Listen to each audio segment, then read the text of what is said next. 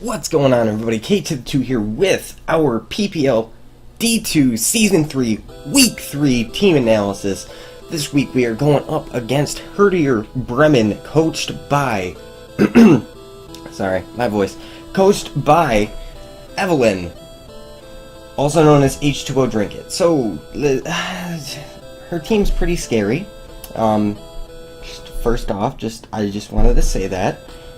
She has some really hard-hitting things, such as Mega Charizard X, Terrakion, Nidoking, Meloetta. She has scary things, like hacks-wise, such as Togekiss, and T-Wave on things such as Slowbro. She just picked up, from her original draft, she dropped Milotic and got Slowbro, and she also was able to pick up Tentacruel. I forget what she dropped to get Tentacruel, but she got Tentacruel, so she has some pretty good hazard removal for her Zard. So I don't think something like our Fortress would be too good against her. Spikes, T-Spikes could be very nice, but like I can just bring Manual Toxic for the things that I want to have poisoned. She has a really nice, what's it called? Regen Core, that's what it is, in Tangrowth and Slowbro. However, I feel like with my pretty strong Volt Turn, I'd be able to break through that, so I don't necessarily see her bringing it. So like I'm expecting a more bulky-ish team, and with that being said, let's go ahead and talk about the team we are indeed bringing this week. So first off, we are bringing a Sash lead Weavile, because I know her only Stealth Rockers on her team are Terrakion and Nidoking, both of which Weavile has the chance to 100% kill just in one shot. So Icicle Crash is a kill on Nidoking. If it's Sash, then I just do a beat up or another Icicle Crash and kill it the following turn. If she's like Scarfed, she can bring us down to our Sash, and then we just switch into the appropriate Mon. Also against Terrakion, if she is lead Rocks, I'm going to be able to low kick. If she doesn't get up Rocks, then she's sacrificing her Terrakion in order to break my Sash on Weavile. If she does get up Rocks, she's easily 2-hit KO'd, if not one shot by our low kick. It's a roll in order to kill a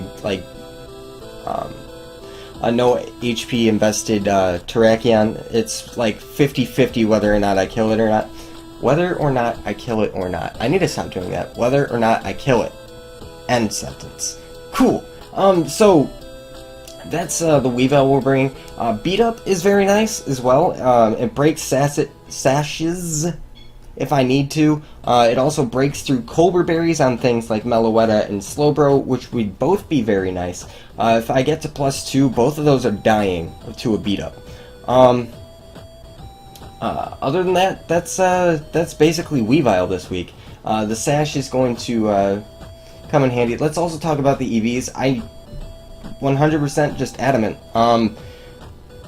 Fastest Mon on our team is Terrakion, which hits 176 at level 50. If I'm adamant max speed, I hit 1 point above that. As you can see, it does 177 speed. So, just 100% adamant Weavile to do as much damage as possible, and also capitalize on her somewhat poor speed tier, but like also just 108 is very nice. It's a very nice Scarfer if she wants to bring it. So, that's Weavile. Next up, I looked at her team and I thought, you know what, it's very bulky, and I can basically beat her entire team by bringing this Manaphy. Manaphy, Scald, Toxic, Rain Dance, and Rest. I can 1v1 her entire team as soon as I get a Toxic on Tangrowth and I switch around Tangrowth a little bit, wear it down. Nidoking, I just beat with Scald, it can't OHKO me. Meloetta, stop, what? No. Meloetta gets Toxic and worn down. Escav can get Scald burned. Tentacruel can get Scald burned and can't really beat Manaphy. So just a more defensive spread on Manaphy is what we are bringing. And it's just a pretty standard Manaphy, standard-ish because it's not a setup Manaphy. It is toxic, but this is to take advantage of her slower, bulkier mons. And Scald also just does enough. Like a sub Mega Charizard X, Scald breaks its sub no matter what. And if I get a toxic on it, then it's going to be worn down faster than it can set up on me. Its Flare Blitzes aren't going to do too much in the rain. So that's pretty nice. That's enough on Manaphy. Next up, we are bringing the same Wobbuffet, basically, as we did in week 1, except this time, instead of max HP, we are max speed. Why is this? Max speed allows us to outspeed a Tangrowth. Tangrowth is a pretty solid option against our team. Just because it can be like assault vested, it can run coverage to hit everything on our team super effectively, and if I'm going to be able to switch into it and encore it into a move, then I can basically just kill it with counter or mirror coat on the following turn. Because she will be trapped, she will not be able to switch up moves like play around us thinking she can go for a physical attack, then a special attack, and trying to catch us on counter or mirror coat. We can just encore her in and take out Tangrowth in that way. We can also switch into a Terrakion with this defense investment. Even with no HP investment, it still like tanks it. The only thing that can 2-hit KO Wobbuffet from Terrakion is Banded X Scissor or Banded or Life Orb X Scissor or Banded Stone Edge. So I can switch into Terrakion pretty safely, I feel like. Trap it, counter it, encore if I want to, and then it's like, yeah, that's Wobbuffet. It's really standard. At +1, a Jolly Mega Charizard is not going to be able to knock us out. I just dropped something. There it is. A Jolly Mega Charizard X is not going to be able to kill this Wobbuffet with Flare Blitz, and we get a counter kill on it, and it also basically just kills itself to its own recoil from Flare Blitz, and it's just an all-around good time against Megazard. Next up, we have Thundy T. Choice Scarf this week. I felt like I was getting a little bit fancy with Thundy the last couple weeks. Nasty Plot being run 2 weeks in a row, she might expect me to bring Nasty Plot again. So something that I wanted to do this match, just kind of switch it up, but also this Thundy T has a really good matchup against her team overall.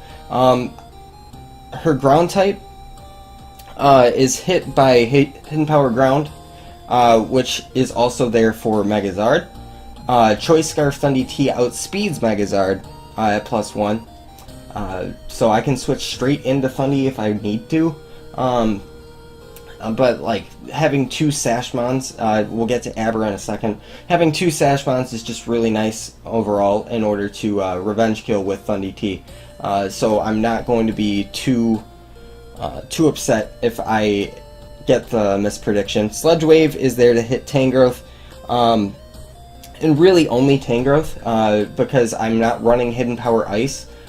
Sludge Wave also just does more damage against Tangrowth as it is, so running this Thundy, not that big of a deal. Another thing to keep note is even a modest max special attack Togekiss, if it's Choice Scarfed or whatever, does not 2-hit KO it, or it doesn't even 3-hit KOs with the Air Slash. It would be a 3-hit KO with Rocks, but I can switch into a Scarf Air Slash and immediately threaten out Togekiss with T-Volt or Volt Switch, and because I am Scarf, I'm going to be able to outpace the Scarf Togekiss and get into something else and keep momentum up. So that's one plan that I have to take on a Scarf Togekiss.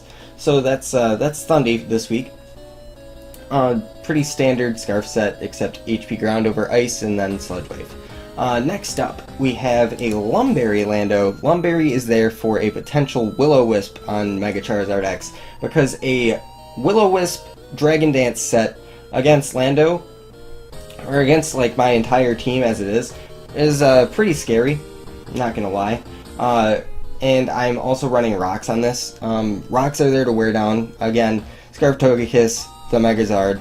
His regen core does not appreciate rocks because I'm still going to be able to 2-hit KO both of his regen core with the combination of U-turn plus Volt Switch, just running around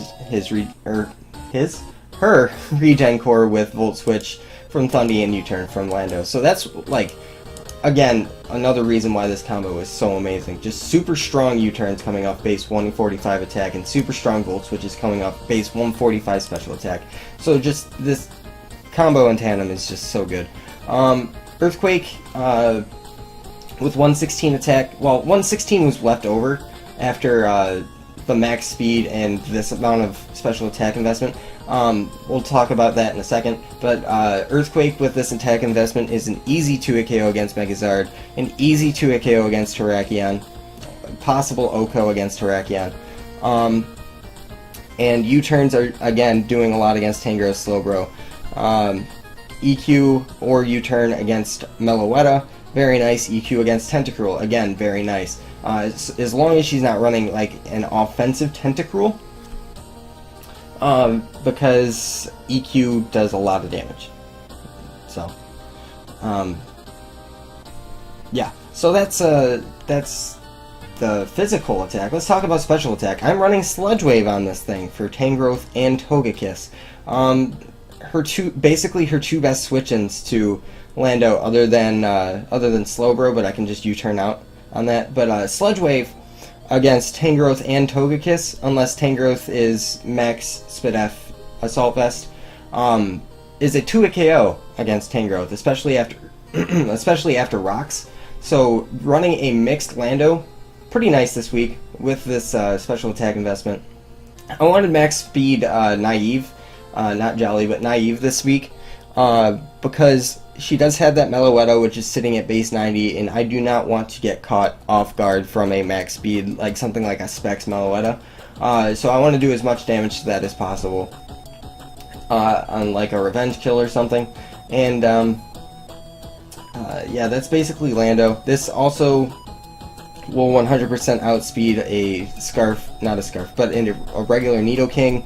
And just overall, I feel like Lando has a pretty good matchup against her team. I wouldn't be surprised if she brought HP Ice on something like Mega Charizard X. She can even run enough special attack on Terrakion if she wants to invest in that and run HP Ice on that. She can run HP Ice Tangrowth. Slowbro, of course, can hit it. Nidoking can hit it. So these are all things that I want to U-turn out on, or get up my rocks on a force switch. That way I can punish her switch-ins to Lando by going into the things that either kill them right away, like Weavile or Thundy, and get more momentum with Thundy. So that's the first 5 on the team, and I know you've been sitting here for a while thinking, you have an Abra sitting there, and yeah, I do have an Abra. The first 5 Mons on my team, pretty standard things, as you would think. And lastly, we have a mono-attacking Abra, Focus Sash. Why this, you ask? Well, because this. Against her team, Abra has actually a really, really fun matchup. Having the Sash allows me to deal with her faster offensive threats, but also allows me to get off Toxics against her slower, bulkier things such as Tangrowth, Slowbro, Meloetta. And Abra has the chance to OHKO Terrakion with Psychic, a really guaranteed 2-hit KO against Tentacruel with Psychic, and after a Hidden Power Ground from Thundy there, Abra with the Sash is going to be able to live anything that Zard wants to go for, get off a Psychic, and revenge kill the Zard.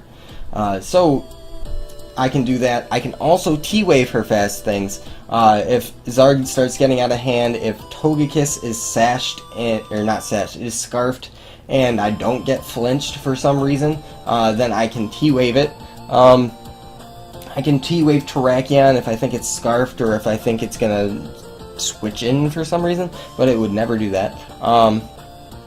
I can T-Wave, I can't T-Wave Nidoking. I can T-Wave even Meloetta if it wants to be a pure wet form, but then again I can also just Psychic it and kill it.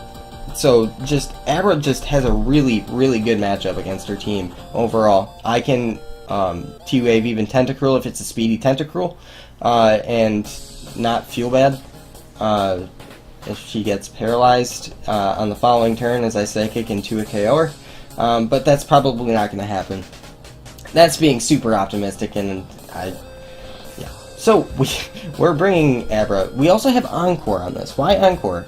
She does have some setup options, such as Zard. Zard can run DD. It can run Substitute if she's expecting T-Wave on Abra, or if she's expecting Abra at all. She would know I have T-Wave on it.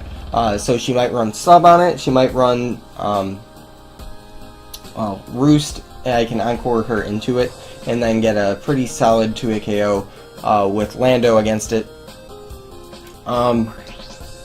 Encore against something like, of course, Tangrowth if I switch into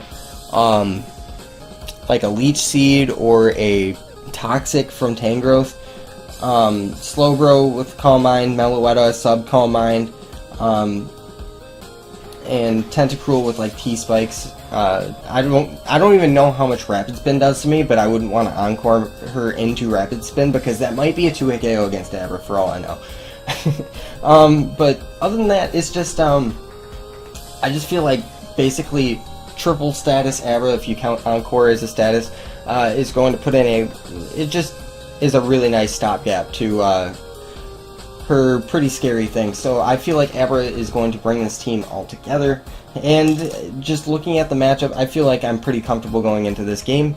So let me know down below what you guys think of this team, what you guys think, how you guys think the game will go, and if you enjoyed, go ahead and hit that like button, and I will see you guys next time.